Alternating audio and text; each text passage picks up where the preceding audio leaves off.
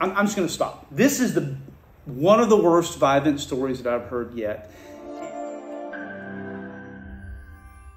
I haven't even left for work today, and I've already gotten 4 calls about Vivint through our phone system.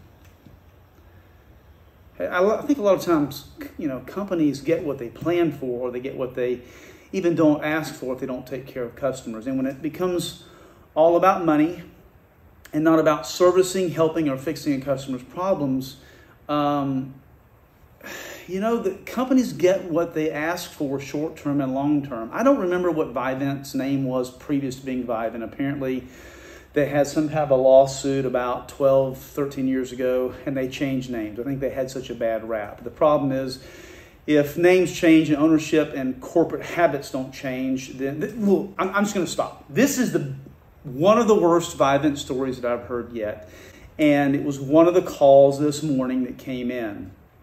So just so you know, we've been in the security business 20 years. We're still family owned. We're a small company. We try our best to take care of customers. It doesn't always work out, but 99% of the time it does.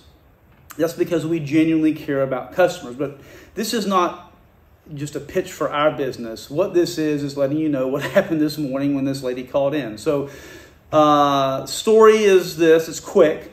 She and her husband bought a new 3-story home. They have 9 children.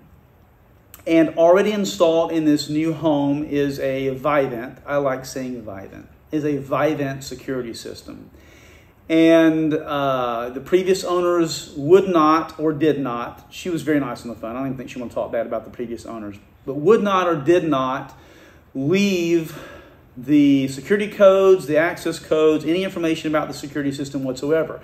The bad thing about this is that the security system itself is also attached to thermostats inside the house. There's three floors and 3 thermostats. Now, we genuinely want to help people, and we get calls regularly with other security companies' problems, like security companies go out of business. They call us. They have a panel that we can service. They call us. We're getting, I think because we're doing a lot of videos about Vivint, we're getting more calls about Vivint problems. And really, honestly, we can do, well, no other company, period, can service your Vivint equipment. And the reason is they have gone and gotten proprietary software and even proprietary wireless. So my understanding is that nothing on the Vivint system can be taken over, serviced, or help you out with. So if you get a Vivint system, you have to call Vivint. Here's the problem with this lady. So she called Vivint multiple times. Couldn't get anybody on the phone, can't get anyone to call her back, and can't get help. We hear that regularly. So what does she do? She gets online, she looks up Vivint, apparently finds us, and calls our customer service number, which is posted online. She says, hey, here's the problem. I spent probably 20 minutes on the phone with her. I just happened to receive the call when it came in today. And I listened to her, and I asked her to please send me a picture of the thermostats, because the problem is she has 9 kids, brand new house, and the heating and cooling and air conditioning doesn't work. They can't get it fixed. And so I did make a recommendation. Hey, call an HVAC person, have them come out and just give you a regular thermostat. That's like the most reasonable short-term thing to do in a hurry without having a contract, without getting new equipment or anything like that. But I can tell that she really wanted some help on the phone, so I stayed on the phone with her. And I said, look, just please send me pictures of your thermostats, because I'll take the picture, send me a model, send me anything you can get off the inside, outside. Let's see if I can help you.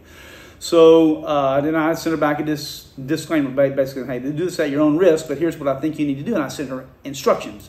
From Vivint's site, I was able to go to like page 11 of the document and download what she needs to do to reset the thermostats on the right-hand side. Hold for 3 seconds, go through the programming, go down to where it says settings, and then default the thermostat. If you're not a technical person, you don't really even sometimes know how to look that stuff up, and you shouldn't have to. What you should be able to do is call Vivint. Hey, Vivint, I bought a house with your system in it. Can you please help us? Well, sure, we can help you. Oh, you have 9 kids, and you want to be hot or cold? I mean, that's just being kind. And I understand a lot of companies are having problems now with personnel and not enough people to service customers. I get that. But if you can't service your existing customers, then you don't go look for more. You figure out how to get the problem solved that you have today, right now, before you go look for and send out door knockers and kids knocking on people's doors trying to sell them a system when they know dang good and well they can't service the existing customers they have. That is a real problem. So I was going to quit doing Vivint videos, but it keeps coming up. People keep calling us about Vivint problems or about Vivint equipment or getting rid of it or getting into it or getting an administrative code. Vivint, would you please help your people? I just cannot believe you all have turned into this bad of a company again. Didn't you go out of business one time or almost and had to change names? Change your business practices, for goodness sakes. Do us a favor, please.